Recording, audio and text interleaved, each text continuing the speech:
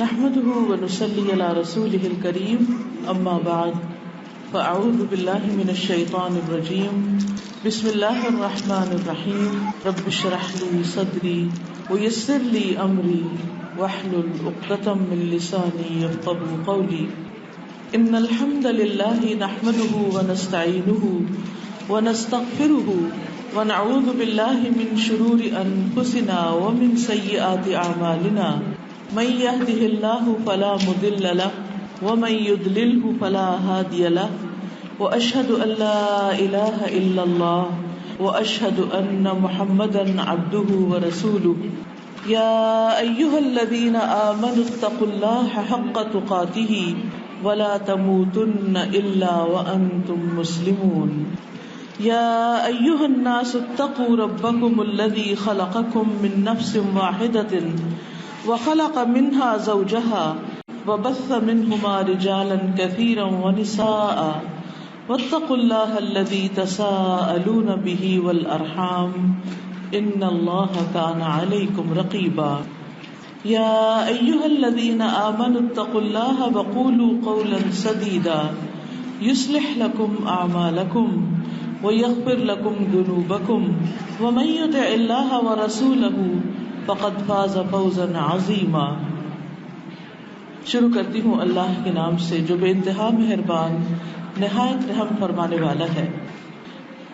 ان الحمد للہ، بے شک سب تعریف اللہ کے لیے ہے، حمد و ثنا اللہ سبحانہ و تعالی ہی کے لیے ہے. نحمدہ، ہم اسی کی تعریف کرتے ہیں. ونستعینہ، اور ہم اسی سے مدد چاہتے ہیں. ونستغفرہ، اور ہم اسی سے بخشش مانگتے ہیں.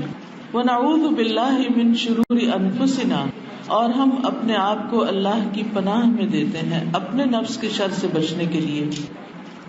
ومن سیئات اعمالنا، اور اپنے اعمال کی برائیوں سے بچنے کے لیے ہم اپنے آپ کو اللہ کی پناہ میں دیتے ہیں.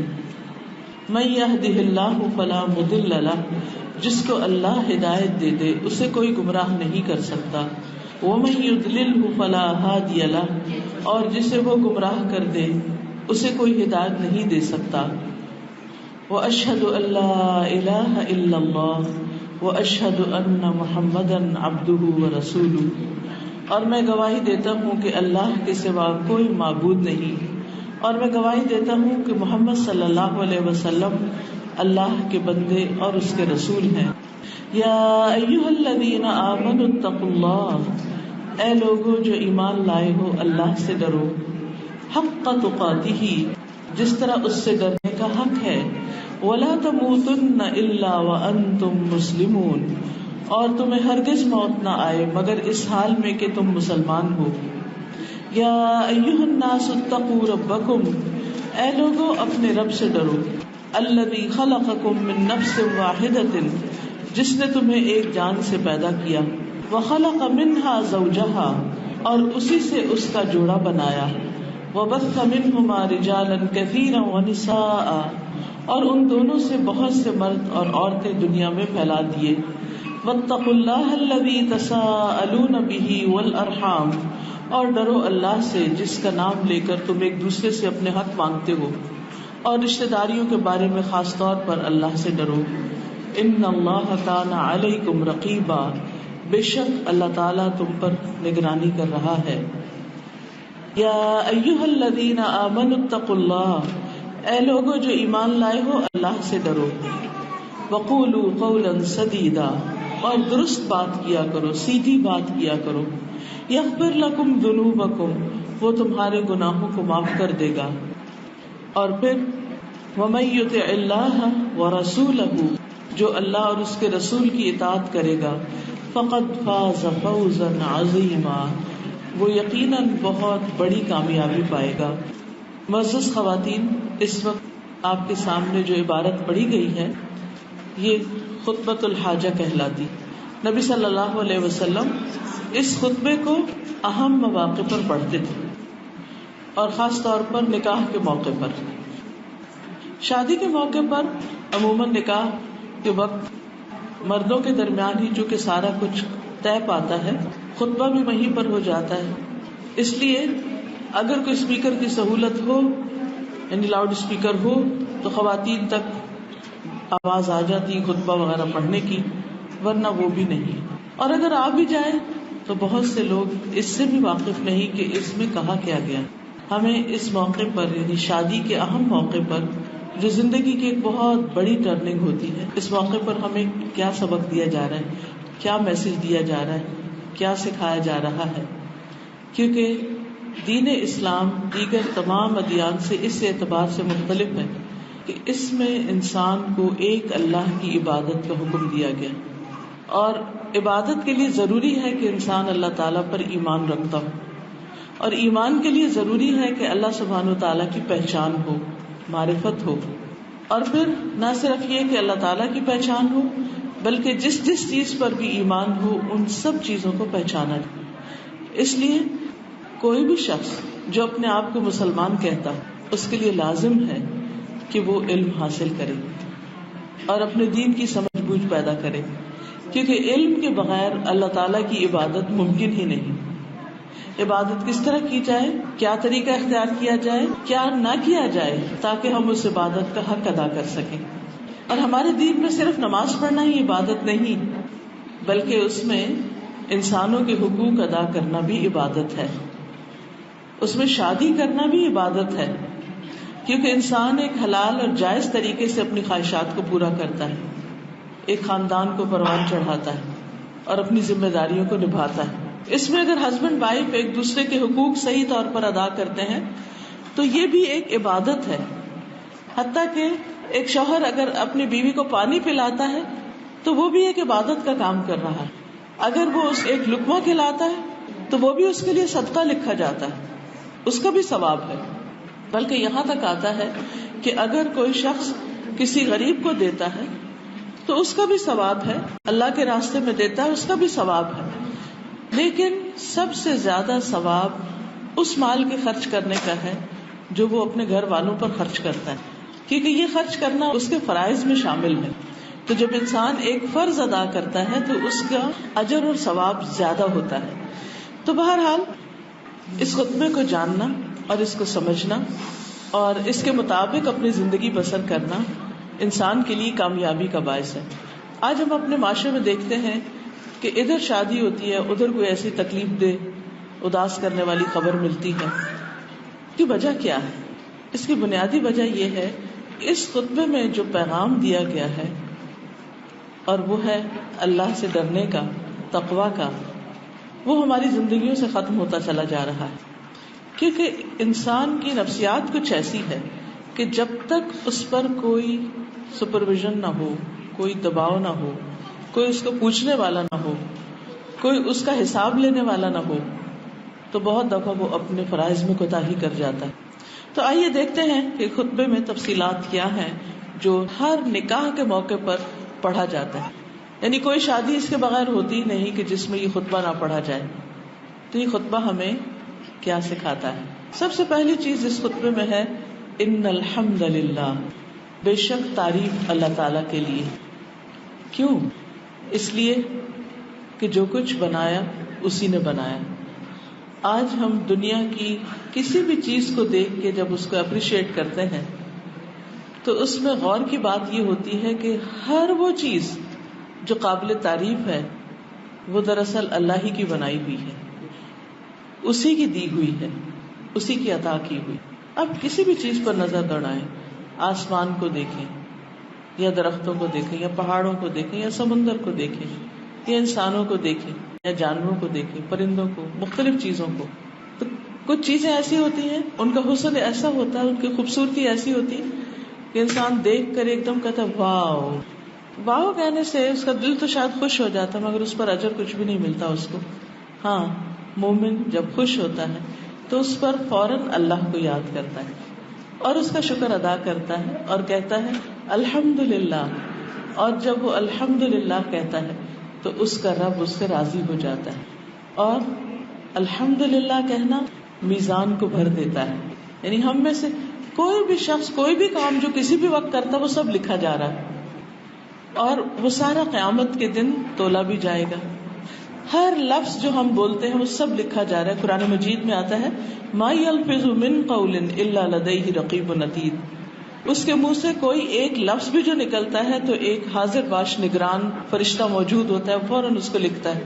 اسے کرام کاتبین کہا جاتا ہے, اور وہ کسی بھی وقت انسان سے غائب نہیں ہوتے, اپنی ڈیوٹی سے غیر حاضر نہیں ہوتے, ایبسنٹ نہیں ہوتے, اور مسلسل وہ لکھتے چلے جاتے ہیں جو بھی ہم بولتے ہیں.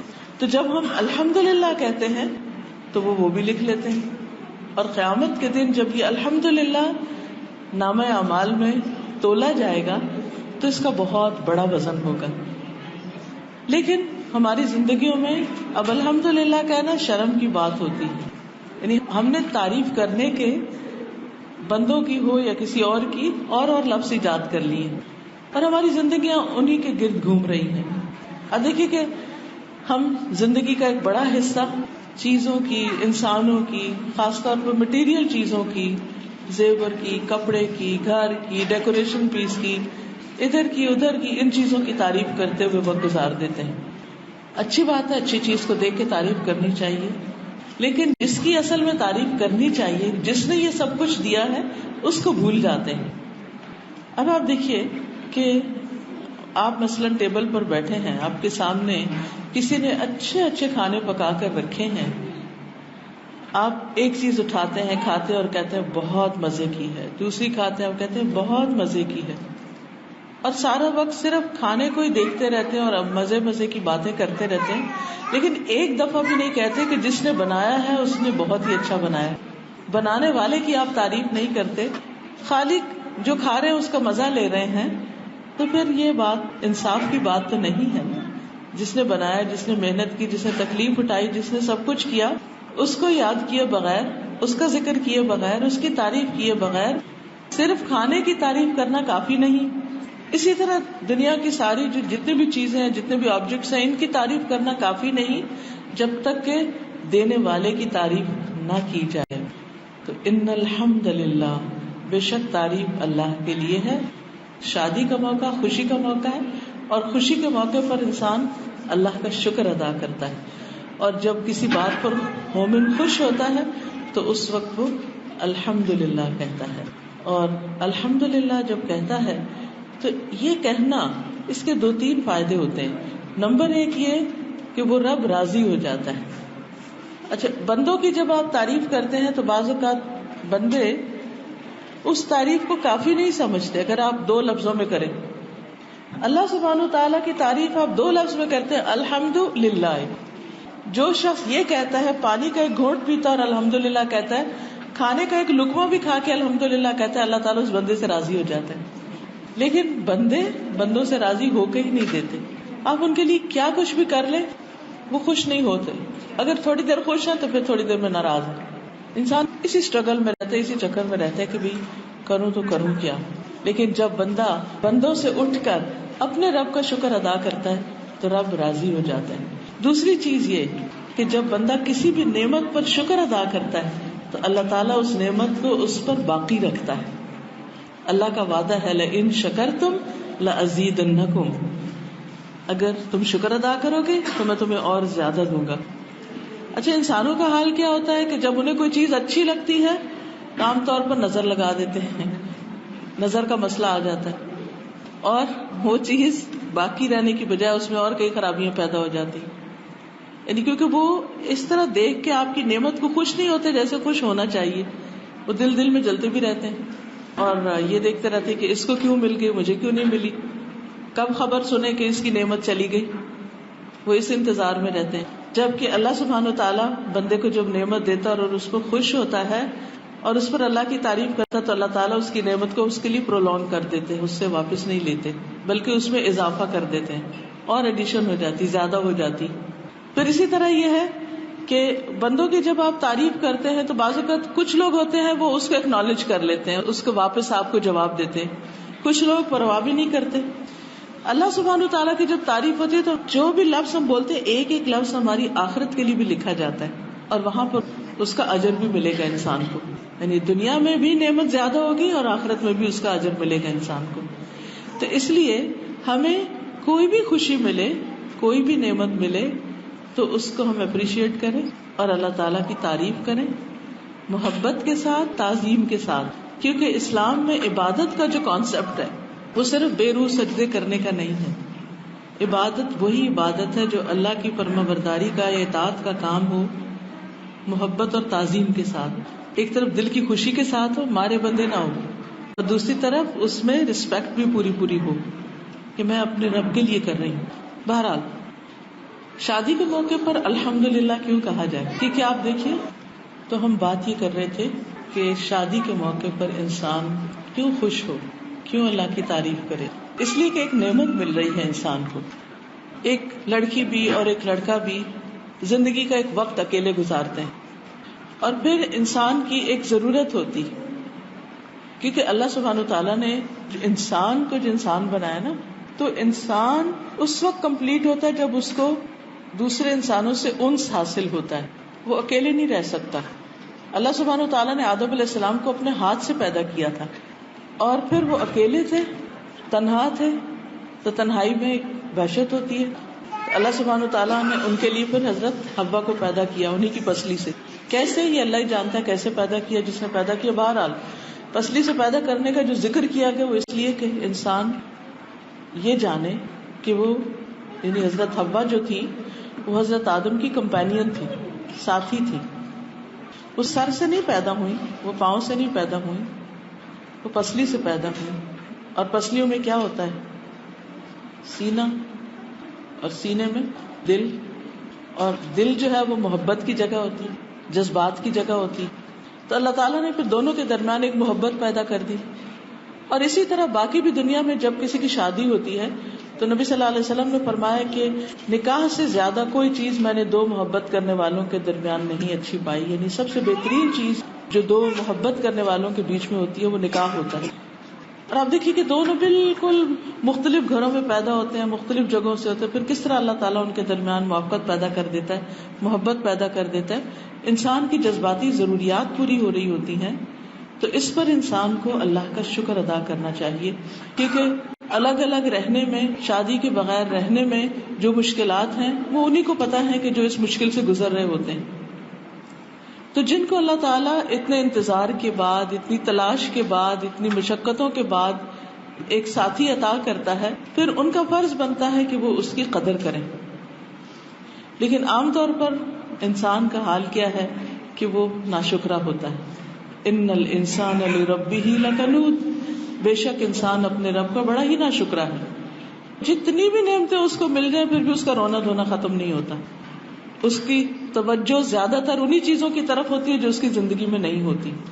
لیکن جب کوئی چیز مل جاتی ہے تو وہ اس کو نظر نہیں آتی، وہ اس کو فار گرانٹیڈ لیتا ہے کہ یہ تو ہو گئی، اب وٹ نیکسٹ. اور جو اس کے دل میں اگلی ڈریم ہوتی ہے اس کے لیے پریشان ہونا شروع کر دیتا ہے. تو ہمارا دین ہمیں یہ سکھاتا ہے کہ بجائے اس کے کہ جو نہیں ہے اس پر پریشانی کرو، جو ہے اس کا اپریشیٹ کرو، اس پر خوش ہو، خوش ہونا جانو. کیونکہ جب انسان کسی کی تعریف کرتا ہے تو دل میں ایک خوشی آتی ہے، اور جب انسان صرف شکوے اور شکایتیں کرتا ہے تو اپنا دل پہلے دکھتا ہے. چاہے انسان اللہ سے ناراض ہوتا ہے یا بندوں سے ناراض ہوتا ہے، ان کا کچھ نقصان نہیں ہوتا، نقصان انسان کا اپنا ہی ہوتا ہے.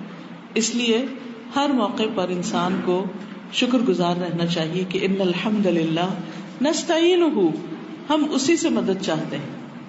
اہم فیصلہ ہے، بہت سے خدشے اور خوف دل میں ہوتے ہیں، پتہ نہیں کیا ہوگا، نباہ ہوگا کہ نہیں ہوگا، بچے ہوں گے کہ نہیں ہوں گے، جاب کا کیا ہوگا، ارننگ کیا ہوگی، سروائیو کر سکیں گے یا نہیں کر سکیں گے. بہت سے طرح طرح کے وسوسے اور توہمات شیطان انسان کے دل میں ڈالتا ہے. ان سب کا مقابلہ کرنے کے لیے اور اپنی نعمت کو، خوشی کو انجوائے کرنے کے لیے نستعینہ، ہم اس سے مدد مانگتے ہیں کہ وہ ہمارے سارے کام درست کر دے. کیونکہ انسان کے بس میں نہیں ہے.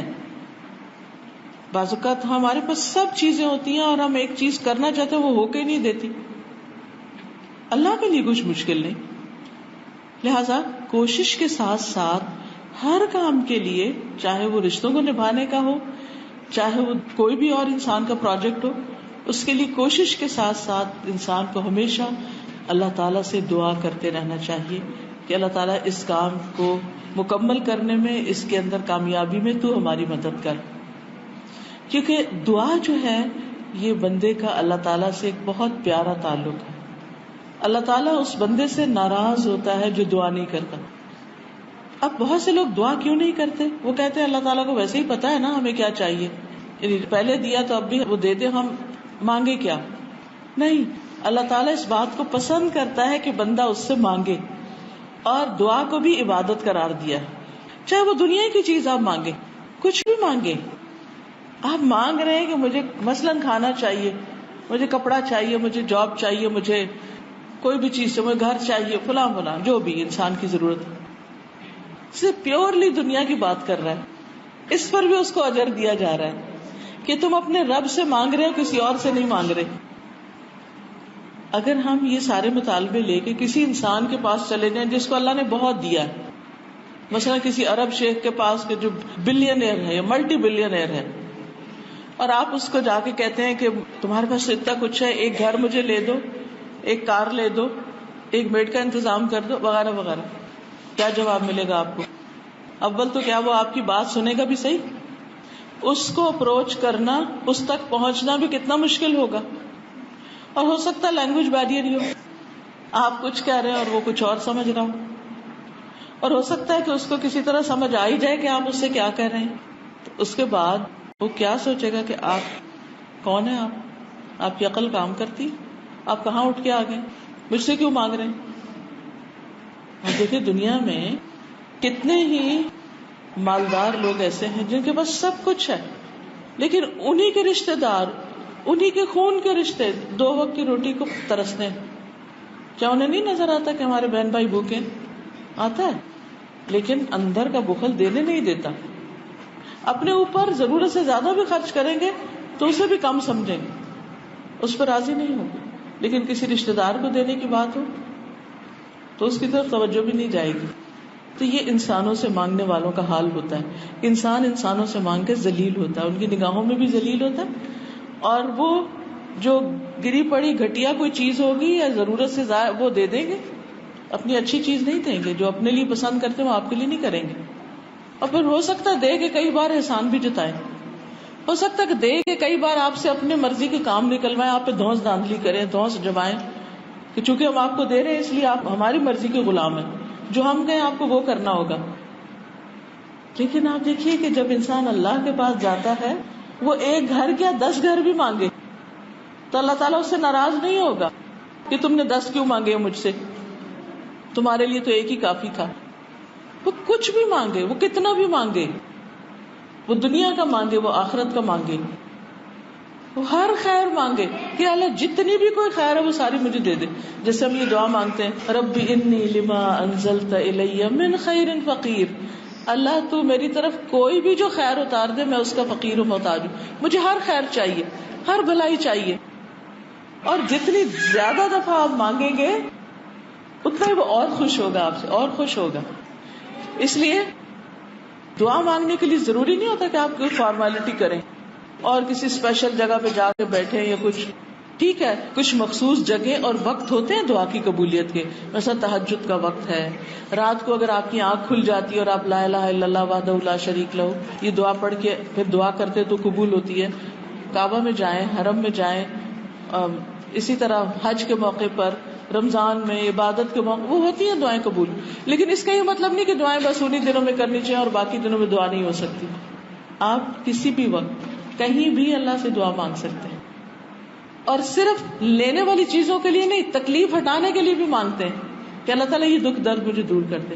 اب ایسے دیکھیے کہ شادی کی زندگی، شادی کے بعد جو لوگ شادی شدہ یہاں بیٹھے ہوئے ہیں وہ سب جانتے ہیں کہ اس میں خوشیوں کے ساتھ ساتھ کچھ تکلیفیں بھی آتی ہیں، اور ہر شخص اس کو ایکسپیرینس کرتا ہے. شادی صرف خوشیوں کا نام نہیں. اصل میں بات یہ کہ دنیا میں کوئی بھی چیز صرف خوشیوں کا باعث نہیں، ہر فائدہ مند چیز کے ساتھ نقصان بھی شامل ہے. کوئی بھی چیز آپ لے لیں تو دکھ، تکلیف، پریشانی ہر چیز کے ساتھ لگی، شادی شدہ زندگی میں بھی لگی ہوئی. اچھا جب شادی ہوتی ہے انسان کی بہت سی توقعات ہوتی، ایکسپیکٹیشنز ہوتی ہیں، یہ ہوگا، یہ ہوگا، یہ ہوگا. اب ہوتا ہے کیا، چیزیں بالکل اس کے الٹ ہونا شروع ہو جاتی ہیں اور انسان سخت پریشان ہو جاتا ہے. ایسے میں ہم کیا کرتے ہیں پھر؟ کس کو پکارتے ہیں؟ کچھ تو اپنے ماں باپ کو پکارتے ہیں، ان کو بتاتے ہیں، روز کی روز خبریں پہنچاتے ہیں، پھر بھی ہوتا کچھ نہیں.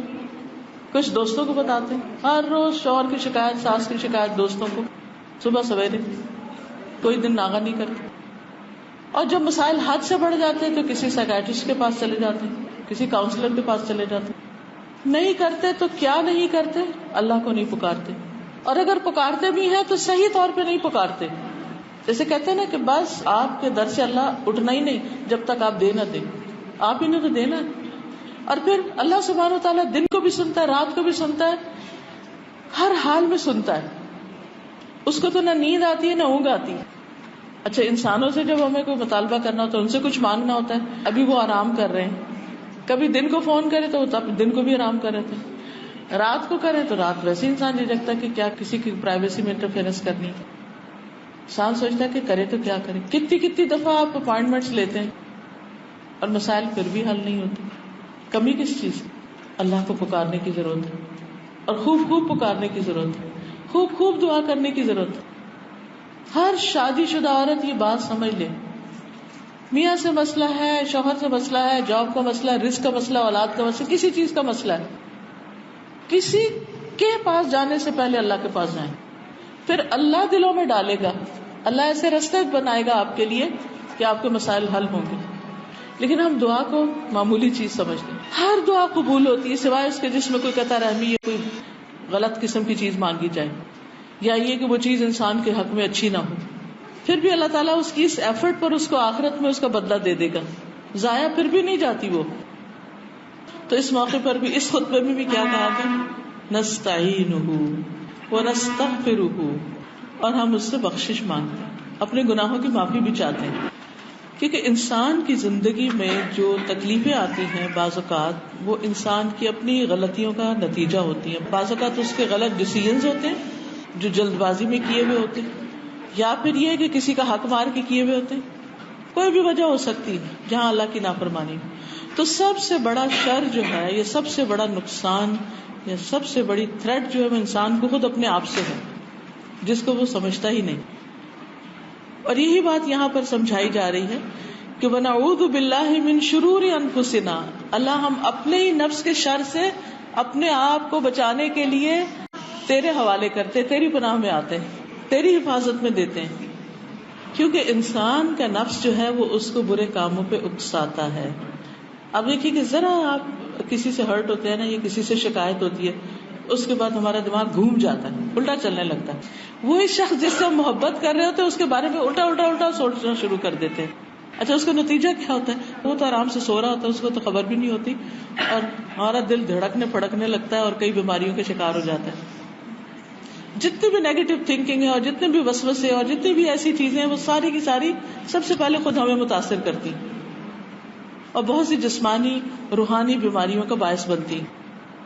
اسی مسئلے سے نکلنے کے لیے یہ دعا مانگی جا رہی ہے، نستغفر، اللہ تعالیٰ ہمارے گناہ معاف کر دے، کیونکہ ہم ان کی سزا بھگتنے کے لائق نہیں، ہم اس قابل نہیں، کیونکہ بہت مشکل ہے کہ تو ہمارے گناہوں پہ ہمیں پکڑے، اس لیے ہم تجھ سے معافی چاہتے ہیں. دیکھیے، ایک نوبل انسان جو ہوتا ہے نا، ایک عقل مند انسان، ایک سینسیبل انسان، ایک بااخلاق انسان، اس سے اگر کسی کے حق میں تھوڑی سی بھی کوئی کوتاہی ہوتی ہے نا، وہ فوراً سوری کرتا ہے. سوری کرنا مینرز میں سے ہے نا. اور اگر کوئی شخص دھکا بھی دے دے اور سوری نہ کرے تو آپ کہیں گے یہ انسان ہے، یہ جانور ہے، یہ مجھے دھکا دے کے گزر گیا اور پیچھے مڑ کے بھی نہیں دیکھا کدھر گئے. ہمارے یہاں تو یہ سین بہت عام ہوتے ہیں، کسی کا ایکسیڈنٹ کر دیا، کچھ کر بھاگنے کی بس، سوری نہیں کرنا. لیکن جہاں پر سویلائزڈ لوگ رہتے ہیں، جہاں واقعی انسان رہتے ہیں، ان سے اگر کسی انسان کے بارے میں تھوڑی سی بھی تکلیف ہو جائے، کوئی کونی لگ جائے، کوئی دھکا لگ جائے، کوئی کسی قسم کی کوئی چوٹ، کوئی بات ایسی ہو جائے تو وہ فوراً کہتے ہیں سوری، اور اس کے لیے کئی قسم کے لفظ بنے ہوئے ہیں. لیکن جب ہم اللہ کو ناراض کرنے کے کام کرتے ہیں تو اللہ سبحانہ و تعالیٰ سے سوری کیوں نہیں کرتے؟ اس کو دن رات ناراض کرتے رہتے، پھر کسی وقت وہ پکڑ لیتا ہے. ہر گناہ پہ نہیں پکڑتا. اگر وہ ہمارے ہر گناہ پہ ہمیں پکڑنے لگے تو ہم زمین پہ زندہ ہی نہیں رہ سکتے. کوئی جاندار زمین پہ زندہ نہیں رہ سکتا اگر اللہ تعالیٰ لوگوں کو ان کے گناہوں پہ پکڑنے لگے. قرآن مجید میں آتا ہے وَيَعْفُو عَنْ كَثِيرٍ، بہت سی چیزوں سے وہ درگزر کر جاتا، معاف کر دیتا ہے، نہیں پکڑتا. لیکن کہیں کہیں وہ پکڑتا ہے انسان کو. کیوں پکڑتا ہے؟ تاکہ انسان ہوش میں آ جائے اور اپنی غلطیوں سے باز آ جائے. لیکن انسان الٹا اور ناراض ہو جاتا ہے. لیکن کچھ لوگ ہوتے ہیں وہ ہوش میں آ جاتے ہیں, وہ توبہ کر لیتے ہیں, وہ معافی مانگ لیتے ہیں. اب آپ دیکھیے کہ جو شادی کا موقع ہوتا ہے نا, اس میں بھی ہم اللہ کی ناراضگی کے بہت سے کام کر رہے ہوتے ہیں. بعض اوقات نماز ہی نہیں پڑھتے, نماز پڑھے میک اپ کر کے بیٹھے ہیں, نماز کے لیے وضو کیا تو سارا دھل جائے گا, اتنے ہزاروں خرچ کیے ہیں تو اب آپ وضو کریں گے, شادی کے دن بھی نماز پڑھیں گے. آپ بتائیے کہ کیا شادی کے دن نماز معاف ہے؟ اللہ کی عبادت تو ہر دن, اور وہ اس عبادت ہے, اس کو کوئی فائدہ نہیں, اس میں جو کچھ ہم پڑھتے ہیں وہ ہمیں کو فائدہ دے رہا ہوتا ہے, اس کو چھوڑ کے بھی دراصل اپنا ہی نقصان کر رہے ہوتے ہیں. اسی طرح جب لوگ اکٹھے ہوتے ہیں, مل بیٹھتے ہیں, کسی سے ناراضگی ہوتی ہے, کسی سے کوئی گلا شکوا, اب جب اکٹھے بیٹھتے ہیں تو کسی نہ کسی کی کوئی غیبت ضروری ہو جاتی, اور کچھ نہیں تھا, آپ ایک دوسرے اشارے سے کہتے کیا پہنا ہوا ہے, کچھ نہ کچھ جو آپ اس کے منہ پہ نہیں کر سکتے. اچھا کچھ لوگ تو اتنے حیا سے اٹھے ہوئے ہوتے ہیں کہ وہ کہتے ہیں میں تو منہ پہ بھی کہہ سکتا. یہ اس سے بھی بری بات ہے کہ آپ کسی کے منہ پہ تانے دیں یا سامنے اس کا مذاق اڑائیں اور اسے کانفیڈینس سمجھیں کہ میں تو کانفیڈنٹ ہوں, مجھے کوئی ڈر نہیں کسی کا. اللہ سبحانہ وتعالیٰ قرآن مجید میں فرماتے ہیں وَيْلٌ لِكُلِّ هُمَزَةٍ لُمَزَةٍ, ہلاکت ہے, بربادی ہے, تباہی ہے ہر اس شخص کے لیے جو منہ پہ تانے دیتا ہے, جو پیٹھ پیچھے غیبت کرتا ہے. کسی کو بھی نہیں چھوڑا, ہر اس شخص کے. وَيْلٌ لِكُلِّ, کل کا مطلب ہے سارے کے سارے جو بھی یہ کام کریں گے. اور ہمیں اللہ سے ڈر نہیں لگتا, اور خصوصاً یہ جو سینسیٹیو رشتے ہوتے ہیں نا, اس میں تو چھوٹی چھوٹی چیزیں دوسرے کو چن کے کہیں نہ کہیں ان کا ذکر کرنا, اور اس کو ہم کہتے ہیں نہیں ہم سچ بات کہہ رہے ہیں. سچ, ایسی سچ بات ہی تو غیبت ہوتی ہے, اور اگر جھوٹ بات ہے وہ تو الزام ہوتی ہے, بہتان ہوتی ہے, وہ اس سے بھی بڑی بات ہے. تو اس لیے نستغفرہ, ہم اس سے بخشش مانگتے ہیں کہ اللہ تعالیٰ ایسا نہ ہو کہ ہماری خوشیوں میں ہمارے گناہوں کی وجہ سے کوئی بھنگ پڑ جائے اور ہم پہ ایسی کوئی چیز آ جائے کہ ہم سب کچھ ہوتے ہوئے بھی خوش نہ رہ سکیں.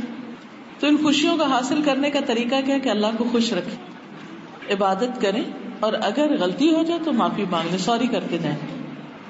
وَنَسْتَغْفِرُهُ وَنَعُوذُ بِاللَّهِ مِن شُرُورِ أَنفُسِنَا, اور ہم اپنے آپ کو اللہ کی پناہ میں دیتے ہیں اپنے نفس کے شر سے بچنے کے لیے. نفس کا شر کیا ہوتا ہے کہ انسان اپنے دل میں بس بری بری بری باتیں سوچتا رہے, شر ہوتا ہے برائی. اور نفس کا شر کیا ہوتا ہے کہ نفس کے اندر, دل کے اندر بری باتیں سوچنا, نیگیٹو تھنکنگ, ہر وقت منفی باتیں سوچنا. اور پھر اس کا نتیجہ کیا ہوتا ہے, جب ہم کسی کے بارے میں منفی چیز, نیگیٹو تھنکنگ رکھتے ہیں, بدگمان ہے اس سے, تو کیا ہوگا, کبھی تو ہم بول چال ہی بند کر دیں گے, شکل ہی نہیں دکھائیں گے, نہ دیکھیں گے نہ دکھائیں گے, کمیونیکیشن ہی ختم, ناراضگی, غصہ, کبھی کبھی ایک دوسرے کی بے عزتی بھی کر دینا, باتیں سنانا, اور پھر لڑائی جھگڑا فساد ختم نہ ہونے کا, یعنی اس کی کوئی اینڈ ہی نہیں. تو یہ شروع کہاں سے ہوتا ہے, نفس کے شر سے ہوتا ہے. تو اللہ تعالیٰ ہمیں اس سے بچا, اس سے محفوظ رکھ. وَمِن سَيِّئَاتِ أَعْمَالِنَا, اور جو ہمارے اعمال کی برائیاں ہیں ان کے بھی شر سے ہمیں بچا, کہ ہم پر کوئی مصیبت آئے. مَن يَهْدِهِ اللَّهُ فَلَا مُضِلَّ لَهُ, جسے اللہ ہدایت دے اسے کوئی گمراہ نہیں کر سکتا. وَمَن يُضْلِلْهُ فَلَا هَادِيَ لَهُ, جسے وہ گمراہ کر کے اسے کوئی ہدایت نہیں دے سکتا. اب اس کا یہ مطلب ہے کہ ہم اپنے آپ کو ڈھیلا چھوڑ دیں کہ اللہ چاہے گا تو ہمیں ہدایت دے دے گا اور ہم نماز شروع کر دیں گے 5 وقت. اس کا یہ مطلب نہیں ہے. اللہ تعالیٰ اس کو ہدایت دیتا ہے جو ہدایت لینا چاہتا ہے, جسے ہدایت سے محبت ہوتی ہے, اور جو خود ہی اس کو سلام کر دیتا ہے کہ مجھے نہیں یہ سب چاہیے, تو اللہ تعالیٰ زبردستی نہیں دیتا. باقی چیزیں تو ہمیں کچھ ہمارے مانگے بغیر کہے بغیر ہی اس نے دے رکھی, لیکن ہدایت کے لیے وہ چاہتا ہے کہ بندہ خود بھی توجہ کرے. پھر اس کے بعد نکاح کے موقع پر کلمہ پڑھا جاتا ہے, اشہد ان لا الہ الا اللہ واشہد ان محمدًا عبدہ ورسولہ. اس بات کی یاد دہانی کرائی جاتی ہے کہ تمہارا معبود اللہ ہے, صرف اللہ, کوئی اور نہیں. اور پھر اللہ ہی ہے جس نے محمد صلی اللہ علیہ وسلم کو بھیجا, تو اس بات کی ہم گواہی دیتے کہ محمد صلی اللہ علیہ وسلم اللہ کے رسول. یعنی میں اپنی آئندہ زندگی میں اس بات کا عہد کرتی ہوں کہ اپنی زندگی کو اللہ کی مرضی کے مطابق گزاروں گی اور نبی صلی اللہ علیہ وسلم کے طریقے اور سنت پر گزاروں گی. پھر 3 آیتیں ہیں اور 4 دفعہ تقویٰ کا حکم. تقویٰ کیا چیز ہے؟ تقویٰ کا مطلب ہے اللہ سے ڈرنا. اب ہم سمجھتے ہیں کہ شاید شادی کی خوشیاں زیادہ ہوتی ہیں جب شادی ایک بہت گرینڈ لیول پر کی جائے اور بہت کچھ اس میں خرچ کیا جائے تو پھر وہ شادی بہت خوشی کی ہوتی ہے. یا بہت زیادہ لڑکی کو سونا دونوں طرف سے ملے, یا اچھی اچھی جیولری ہو, اچھے اچھے کپڑے ہوں, کسی زبردست جگہ پر ہنی مون کے لیے جایا جائے, بہت عالیشان گھر ہو, بہترین گاڑی ہو, شاید ان سب چیزوں سے خوشیاں مل جائیں.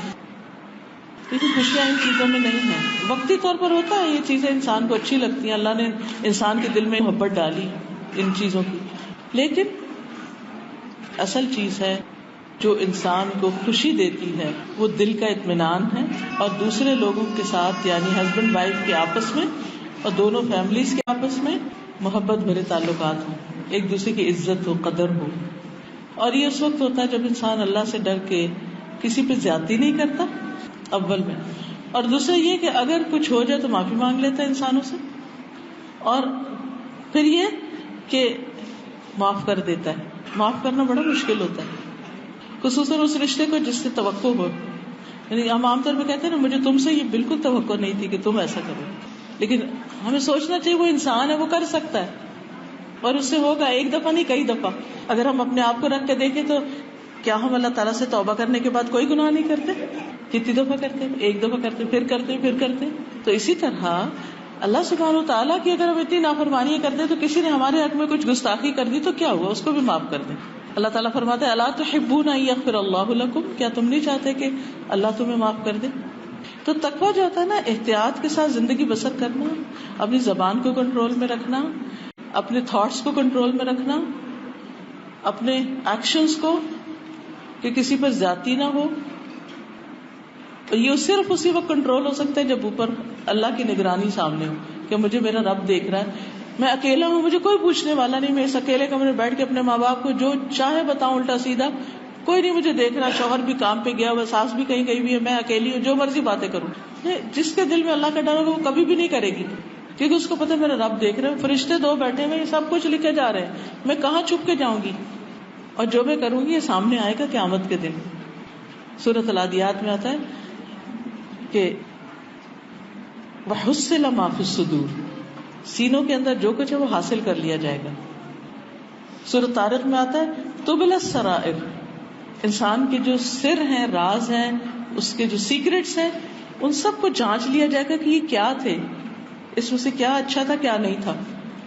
اس لیے تعلقات کی بنیاد اگر اللہ کے ڈر پر ہو کہ میرا رب مجھے پوچھے گا, میں نے اگر کسی کے ساتھ زیادتی کی, تو انسان بہت سی زیادتیاں کرنے, ظلم کرنے سے باز رہتا ہے, پیچھے رہتا ہے, کہتا نہیں مجھے نہیں کرتا. حتیٰ کہ اگر اس کے بہن بھائی اکسائیں, ماں باپ اکسائیں, کوئی بھی کہے نا نہیں نہیں تم کب تک چپ رہو, یہ کرو یہ کرو یہ کرو, تم ایک کی بجائے دو کرو اس کے ساتھ, چلے ایک کے بدلے میں ایک کا تو پھر بھی جواز نکلتا ہے, لیکن دو کرنے کا تو کوئی جواز نہیں ہوتا. تو ایسا شخص جو اللہ سے ڈرتا ہو وہ کسی کی باتوں میں بھی نہیں آتا, پھر وہ اپنی عقل استعمال کرتا ہے, وہ سمجھ کے ساتھ چلتا ہے. اور آپ دیکھیے کہ جب انسان یہ سب کچھ اللہ کے لیے کر رہا ہوتا ہے نا, تو اس کا ریوارڈ بہت بڑا ہے. انسان کہتے ہیں میرے رب کو تو پتا ہے نا میں کسی کے ساتھ کتنی خیر خواہی کر رہی ہوں. اب مثلاً بعض لڑکیاں, ان کو گھر میں شادی کے بعد کام کرنا پڑتا ہے, وہ جیسا تیسا, آپ دیکھیں ہماری اکثر بچیاں پڑھ رہی ہوتی ہیں, پڑھتے پڑھتے ان کی شادی ہو جاتی ہے, وہ کس دنیا سے مینٹلی فزیکلی کہاں سے نکل کر آتی ہے, بالکل ایک شادی کے بعد ایک نئی دنیا, لوگ ہیں, گھر داری ہے, بہت کچھ کرنے, سنبھلتا ہے انسان. لیکن جب توقعات زیادہ ہوتی ہے تو بعض کو شکایتیں پھر بہت ہونے لگتی ہے, اس کو یہ بھی نہیں آتا, اس کو بھی نہیں آتا, اس کو بھی نہیں آتا, اس سے بہت سے مسائل پیدا ہونے لگتے ہیں, ناراضگیاں پیدا ہونے لگتی ہیں. اچھا, اب اس کا حل کیا ہوتا ہے؟ اس کا حل یہ نہیں ہوتا کہ انسان دوسرے کے ساتھ پھر یعنی بے صبری کر کے زیادتی اور بدتمیزی شروع کر دے. اس میں انسان کو بڑے حوصلے کے ساتھ دوسرے کو بہت سی چیزیں سمجھانی سکھانی پڑتی. لیکن عموماً ہم صرف شکایتیں کرتے رہتے ہیں, دائیں بائیں, رائٹ لیفٹ, آگے پیچھے, اسے یہ بھی نہیں آتا, اسے یہ بھی نہیں آتا, اسے یہ بھی نہیں آتا. آپ کو پھر پہلے ٹیسٹ کر کے لانا چاہیے تھا کہ کیا کیا آپ کو چاہیے اور وہ وہاں ہو رہا ہے یا وہ کر سکتا ہے یا نہیں کر سکتا. تو ان چیزوں کو صرف اللہ کا ڈر ہی کنٹرول کر سکتا ہے کہ نہیں مجھے دوسرے کے لیے وہی کرنا جو میں اپنے لیے چاہتا ہوں, میں نے نہیں زیادتی کرنا. پھر اس کے بعد ان تینوں آیتوں کے آخر میں جو بات کی گئی ہے وَمَن يُطِعِ اللَّهَ وَرَسُولَهُ فَقَدْ فَازَ فَوْزًا عَظِيمًا, جو اللہ اور اس کے رسول کی اطاعت کرے گا وہ عظیم الشان کامیابی پڑے گا. ہم سکسیس کے بہت سے فارمولے پڑھتے رہتے ہیں کہ سکسیسفل ریلیشنز کیسے ہوتے ہیں، سکسیسفل میرج کیسے ہوتی ہے، سکسیسفل بزنس کیسے ہوتا ہے. لیکن یہاں اللہ سبحانہ وتعالیٰ نے، اور اللہ کی بات جھوٹی نہیں ہوتی، یہ بتا دیا کہ اگر تم باقی سکسیس لائف میں چاہتے ہو تو یہ دیکھو کہ کسی بھی معاملے میں اللہ تعالیٰ نے کیا فرمایا اور اس کے رسول کیا کہتے ہیں. وہاں سے تمہیں کامیابی ملے گی، دنیا کی بھی اور آخرت کی. کیونکہ صرف کامیابی نہیں فرمایا، فوزن عظیمہ، بہت بڑی کامیابی. تو اس کے لیے ہمیں قرآن و سنت کا علم حاصل کرنا ضروری ہوتا ہے تاکہ ہم اس کے مطابق عمل بھی کر سکیں. بہرحال اس میں یہ کہ شادی جو ہے نا، اس میں جو اصل عبادت ہے وہ حقوق العباد کی ادائیگی ہے، ایک دوسرے کا حق دینا اور اللہ کی خاطر دینا. کچھ ذمہ داریاں شوہر پہ عائد ہوتی ہیں، ہسبینڈ پہ، اور کچھ وائف پہ عائد ہوتی ہیں. لیکن ہوتا کیا، مقابلے پہ آ جاتے ہیں، وہ نہیں کرتی تو میں بھی نہیں کروں گا، وہ نہیں کرتا تو میں بھی نہیں کرتی، اور اس میں بہت سے فساد ہو جاتے ہیں اور گھر ٹوٹ جاتے ہیں. اس میں کرنے کی چیز یہ ہے کہ انسان اپنا فرض پورا کرے، دوسرے کو امپاور کرے کہ وہ اپنا فرض پورا کر سکے، اس کی مدد کرے، کبھی کوتاہی کو معاف کر دے، انتظار کرے، احسان کرے، دل جیتے. دونوں ایک دوسرے کو کمپلیمنٹ کرتے ہیں. لیکن بہرحال میں چند ایک باتیں بتاتی ہوں کہ جو مرد کے فرائض ہیں، پھر عورت کے فرائض ہیں. اس میں سب سے پہلے جو مردوں کو حکم دیا گیا قرآن میں وہ ہے وَعَاشِرُوهُنَّ بِالْمَعْرُوفِ، عورتوں کے ساتھ بھلے طریقے سے زندگی بسر کرو، اچھے طریقے سے ان سے گزارا کرو، معروف طریقے سے. اور پھر ایک اور موقع پر فرمایا حجۃ الوداع میں، لوگوں سنو، عورتوں کے ساتھ اچھے سلوک سے پیش آؤ کیونکہ وہ تمہارے پاس قیدیوں کی طرح ہے، نہیں کہ تم ہی سب کچھ ہو ان کا، وہ کہ ادھر ادھر تو نہیں جا سکتی انجوائے کرنے کے لیے، ان کی خوشی تو تم ہی ہو، لہٰذا تم ان کی خوشی کا خیال رکھو، ان کے ساتھ ایسا سلوک نہ کرو کہ ان کے دل ٹوٹ جائیں. تمہیں ان کے ساتھ سختی کا برتاؤ کرنے کا حق نہیں. بعض مردوں کی عادت یہ تھی کہ اپنی مردانگی کے اظہار کے لیے روب ڈال ڈال کے باتیں کرتے رہتے، وہ کمزور سی لڑکی چھوٹے سے دل کی، وہ وہیں پہ ٹوٹ جاتی. تو اس معاملے میں یعنی یہ کمپینین شپ ہے، کوئی آقا اور غلام کا تعلق نہیں ہے ہسبینڈ وائف کا، یہ ایک کمپینین شپ ہے جس میں دونوں کو ایک دوسرے کے ساتھ چلنا ہے اور ایک دوسرے کا خیال رکھنا ہے. ہم اس سے غلاموں اور نوکروں جیسا نہیں سلوک کر سکتے. تو تمہیں سختی کا حق نہیں، سوائے صورت کے کہ جب ان کی طرف سے کھلی ہوئی نافرمانی سامنے آئے، یعنی کوئی ایسا کام ہے کہ جو ازواجی زندگی کو بالکل ہی روئن کر دینے والا، تو اس میں انسان دوسرے کو، اور وہ کسی کے ساتھ بھی انسان اس کو جھنجھوڑتا ہے بھی ایسے نہیں کرو، اس سے گھر برباد ہوتا ہے. دوسری چیز یہ جو حکم دیا گیا وہ یہ ہے کہ اگر بیوی کی کوئی بات تمہیں ناپسند ہے تو بھی اس پہ صبر کرو. فَإِن كَرِهْتُمُوهُنَّ فَعَسَىٰ أَن تَكْرَهُوا شَيْئًا وَيَجْعَلَ اللَّهُ فِيهِ خَيْرًا كَثِيرًا. اگر تم انہیں ناپسند بھی کرتے ہو تو ہو سکتا ہے ایک چیز تمہیں ناپسند ہو اور اللہ تعالیٰ اسی میں بہت بڑی خیر اور بھلائی ڈال دے، یعنی اسی انسان سے تمہیں بہت کچھ مل جائے. اور یہ عام زندگی کا اصول بھی ہے کہ بعض اوقات کسی انسان سے ہمیں بہت سی شکایتیں ہوتی ہیں لیکن اس سے خیر بھی ہمیں بہت پہنچتی. اب ہم کیا چاہتے ہیں کہ صرف پھول ہی پھول ہو، کانٹا کوئی نہ ہو اس کے ساتھ، تب ہم خوش ہیں. اور اگر ذرا سا بھی کوئی کانٹا نظر آئے تو ہم پھول بھی اٹھا پھینکیں گے. تو اس سے انسان زندگی میں بہت سے خیر سے محروم ہو جاتا ہے. پھر اسی طرح معاف کرنے کے لیے کہا گیا. قرآن مجید میں معاف کرنے کے لیے 3 الفاظ آتے ہیں. مردوں کو کہا گیا 3 بار تاکید کے لیے، یا ایھا الذین آمنوا ان من ازواجکم واولادکم عدوا لکم، اے لوگوں جو ایمان لائے، تمہاری بیویوں اور بچوں میں سے تمہارے دشمن ہو سکتے ہیں. یعنی کبھی کبھی ایسے تعلقات ہوتے ہیں جیسے 2 دشمن ایک گھر میں رہتے ہیں، دوست نہیں دشمن رہتے ہیں. آئیڈیل گھر تو وہ ہے جس میں husband wife as a friend رہتے ہیں، لیکن بعضوں کا دلوں میں بہت نفرتیں بھر جاتی. تو اس میں پھر کیا کرے انسان؟ فرمایا فاحذروہم، محتاط رہو ان سے. وَإِن تَعْفُوا وَتَصْفَحُوا وَتَغْفِرُوا فَإِنَّ اللَّهَ غَفُورٌ رَحِيمٌ. اگر تم معاف کر دو گے، درگزر کرو گے، ان کو بخش دو گے، اللہ تعالیٰ بھی غفور الرحیم ہے، یعنی تمہیں اللہ سے اس کا بدلہ مل جائے گا. بندے نے تکلیف دی، تم نے معاف کیا، اب اس تکلیف کا کیا علاج ہو، اس کا اجر وہ دے گا. اگلی بات جو کہے گی کہ بیوی کے ساتھ خوش اخلاقی کا برتاؤ کرو. آپ نے فرمایا کہ تم میں سب سے اچھے مومن وہ ہیں کامل ایمان والے جو اپنی بیویوں کے حق میں اچھے ہوں، جن کے اخلاق سب سے اچھے، اور سب سے اچھے اخلاق اس کے جس کا اپنے گھر والوں کے ساتھ اچھا اخلاق ہے. یعنی اخلاق باہر تو سب دکھا رہے ہوتے ہیں، گھر میں آ کے بد اخلاقی، اللہ کی نظر میں ایسا شخص با اخلاق نہیں ہے. حضرت عائشہ کہتی ہیں کہ میں نبی صلی اللہ علیہ وسلم کے یہاں گڑیوں سے کھیلا کرتی تھی، میری سہیلیاں بھی میرے ساتھ کھیلتی، جب آپ تشریف لاتے سب ادھر ادھر چھپ جاتی، آپ ڈھونڈ ڈھونڈ کے ایک ایک کو میرے پاس بھیجتے تاکہ وہ میرے ساتھ کھیلیں. کتنا زیادہ یعنی جذبات کا لحاظ اور پاس ہے. پھر اسی طرح آپ دیکھیں کہ ایک موقع پر آپ صلی اللہ علیہ وسلم حضرت عائشہ کے ساتھ دوڑ لگا رہے ہیں، حضرت عائشہ آگے نکل جاتی ہیں، پھر ایک اور موقع پہ لگاتے ہیں آپ آگے نکل جاتے ہیں. کیا ہم اپنی زندگیوں کو دیکھیں کہ ہماری زندگیوں میں اس طرح کے باہم تعلقات ہیں کہ ایک دوسرے کے ساتھ مل کے کوئی گیم کھیل لیں یا ایک دوسرے کے ساتھ بیٹھ کے کوئی کوالٹی ٹائم سپینڈ کریں، ایک دوسرے کی خوشیوں میں، ایک دوسرے کی ہابیز میں، ایک دوسرے کے انٹرسٹ میں انٹرسٹ لیں. اور ہر ایک کا اپنا انٹرسٹ ہے، ہر ایک کی اپنی دنیا، وہ نکل کے ادھر جا رہا ہے، وہ نکل کے ادھر جا رہا ہے، آپس میں کوئی کمیونیکیشن ہی نہیں ہے، کوئی بات چیت ہی نہیں ہے، کوئی دکھ سکھ ہی نہیں ہے. یہ کیا رشتہ ہے؟ یہ تو آئیڈیل رشتہ نہیں ہے. اسلام تو اس کو ریکمینڈ نہیں کرتا. یہ تو ہمارے اپنے ہی کیے ہوئے قصور ہے. پھر ایک اور ذمہ داری جو مردوں پہ عائد ہوتی ہے وہ بیوی کو دینی تعلیم دینا. اگر اس نے پہلے سے نہیں سیکھا ہوا تو شادی کے بعد اس کو اس کی اجازت دینا، اس کا بندوبست کرنا. اللہ تعالیٰ فرماتے ہیں یا ایھا الذین آمنوا قوا انفسکم واہلیکم نارا، اے لوگوں جو ایمان لائے ہو اپنے آپ کو اور اپنے گھر والوں کو آگ سے بچاؤ، یعنی آخرت کی آگ سے، کہ وہ اللہ کی حدود جانے اور ان کے اوپر عمل کرے. وَأْمُرْ أَهْلَكَ بِالصَّلَاةِ وَاصْطَبِرْ عَلَيْهَا، اپنے گھر والوں کو نماز کا حکم دو اور خود بھی اس پر کامل رہو، جمے رہو. اب بیویوں کی کیا ذمہ داریاں ہیں؟ بیویوں کی ذمہ داریوں میں سب سے پہلی ذمہ داری یہ ہے کہ فالصالحات قانتات، شوہر کی بات مانے، شوہر سے تعاون کرے. بات بات میں اختلاف اور جھگڑا اچھا نہیں، ایک دوسرے کو انڈرسٹینڈ کرنے کی کوشش کریں، اور جب وہ صحیح کوئی بات کہے تو اس کو مانے. آپ صلی اللہ علیہ وسلم نے فرمایا 2 قسم کے آدمی ہیں جن کی نمازیں ان کے سروں سے اوپر نہیں جاتی، اس غلام کی نماز جو اپنے آقا سے فرار ہو جائے جب تک واپس نہ آئے، اور عورت کی نماز جو شوہر کی نافرمانی کرے جب تک واپس نہ آ جائے، باز نہ آ جائے.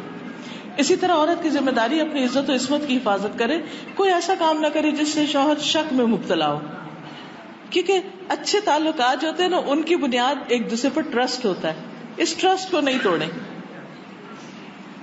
پھر اسی طرح شوہر کی مرضی کے بغیر کسی ایسی جگہ نہ جائیں جہاں اس کا جانا پسند نہیں، اس کو کسی ایسے کو گھر میں نہ بلائیں جس کا آنا اس کو پسند نہیں. اب دیکھیں نا کچھ رشتے یا تعلق یا دوستیاں ایسی ہوتی ہیں کہ جس میں ہسبینڈ کو پسند نہیں ہوتا کہ وہاں زیادہ تعلق رکھا جائے، تو اس کو دوسرے کی رعایت کرتے ہوئے اس کو منیمائز کر لینا چاہیے، باز آ جانا چاہیے، تاکہ گھر کا امن، سکون اور خوشی جو ہے اس کو برقرار رکھنا ضروری ہے. پھر اسی طرح آپ نے فرمایا کہ شوہر کے معاملے میں عورت کسی اور کا کہنا نہ مانے، ایون پیرنٹس کا بھی نہیں ماننا چاہیے. شوہر کی بات زیادہ امپورٹنٹ ہے. شادی سے پہلے پیرنٹس کا حق زیادہ ہے، شادی کے بعد شوہر کا حق زیادہ ہے. آپ نے فرمایا جس عورت نے اس حال میں انتقال کیا اس کا شوہر اس سے خوش تھا تو جنت میں جائے گی. پھر اسی طرح شوہر کی جو سیکشل نیڈز ہیں ان کو فلفل کرنا بھی عورت کی ذمہ داری ہے، اور یہ بھی عورت کے لیے عبادت کا باعث ہے، اور اس میں بغیر عذر کے، بغیر وجہ کے انکار نہیں کرنا چاہیے. پھر اسی طرح شوہر سے محبت کا اظہار بھی کرنا چاہیے. اس کا یہ مطلب نہیں کہ شوہر نہ کرے اور صرف بیوی کرتی رہے، دونوں کریں، لیکن اس میں ہم دیکھتے ہیں کہ ازواج مطہرات میں سے حضرت صفیہ جو ہیں، ایک دفعہ نبی صلی اللہ علیہ وسلم بیمار ہو گئے تو رونے لگی، کہنے لگی کاش آپ کی جگہ میں بیمار ہو جاؤں. پھر اسی طرح ناشکری نہ کریں، اس کی طرف سے جو خیر اور بھلائی مل رہی ہے اس کو ایکنالج کریں، اس کو تھینک یو کہیں. ہم سمجھتے ہیں تھینک یو صرف غیروں کے لیے ہوتا ہے، نہیں، اپنوں کے لیے بھی تھینک یو ہوتا ہے، اور اس سے محبتیں بڑھتی ہیں.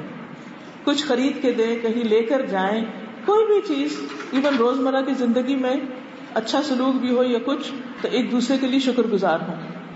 حضرت اسماء کہتی ہے کہ ایک بار نبی صلی اللہ علیہ وسلم ہمارے پاس سے گزرے، میں اپنی سہیلیوں کے ساتھ ہی، آپ نے ہمیں سلام کیا اور فرمایا تم پر جن کا احسان ہے ان کی ناشکری سے بچو.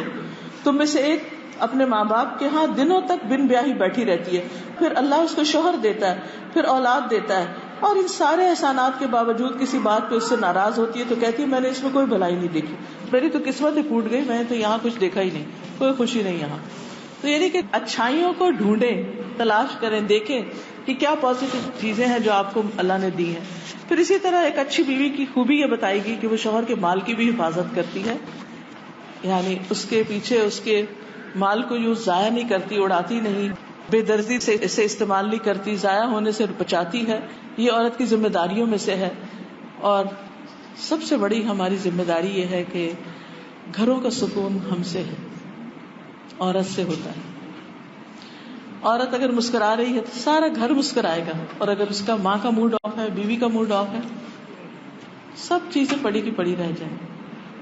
چھوٹی چھوٹی باتوں پہ ناراض نہ ہوئیے، اور چھوٹی چھوٹی باتوں پر موڈ آف نہ کیجیے، چھوٹی چھوٹی باتوں پہ چیخنا چلانا، ڈانٹنا ڈپٹنا، ان چیزوں کو کنٹرول کرنے کی کوشش کیجیے، اور آپ دیکھیں گے کہ گھروں کے اندر کتنی خوشیاں آ جائیں گی. اور آخری بات، اللہ سے دعا کیجیے، جہاں مشکل آئے، رکاوٹ آئے، اللہ سے مدد مانگیے. وآخر دعوانا الحمد للہ رب العالمین. سبحان اللہ والحمد للہ ولا الہ الا اللہ واللہ اکبر ولا حول ولا قوة الا باللہ العلی العظیم. اللہم صل علی محمد وعلی آل محمد کما صلیت علی ابراہیم وعلی آل ابراہیم انک حمید مجید. اللہم بارک علی محمد وعلی آل محمد کما بارکت علی ابراہیم وعلی آل ابراہیم انک حمید مجید. ربنا آتنا فی الدنیا حسنۃ وفی الآخرۃ حسنۃ وقنا عذاب النار. ربنا لا تزغ قلوبنا بعد إذ هديتنا وهب لنا من لدنك رحمة إنك أنت الوهاب. ربنا هب لنا من أزواجنا وذرياتنا قرة أعين واجعلنا للمتقين إماما. یا اللہ پاک، جو کچھ ہم نے پڑھا سنا ہے ہمیں اس پر عمل کی توفیق عطا فرما. اللہ ہمارے گھروں میں سکون اور خوشیاں پیدا فرما. اللہ ہمارے دلوں کو باہم جوڑ دے. اللہ دل تیرے ہاتھ میں ہے تو ہمارے دلوں میں ایک دوسرے کے لیے محبت پیدا کر دے.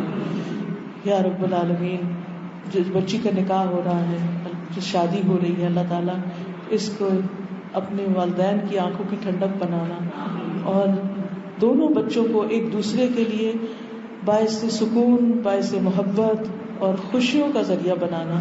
ان کو ہر طرح کے شر، تکلیف، دکھ، پریشانی، بیماری سے محفوظ رکھنا. ان کو صالح اولاد عطا فرمانا. ان کو ایک دوسرے سے بہترین موافقت عطا فرمانا.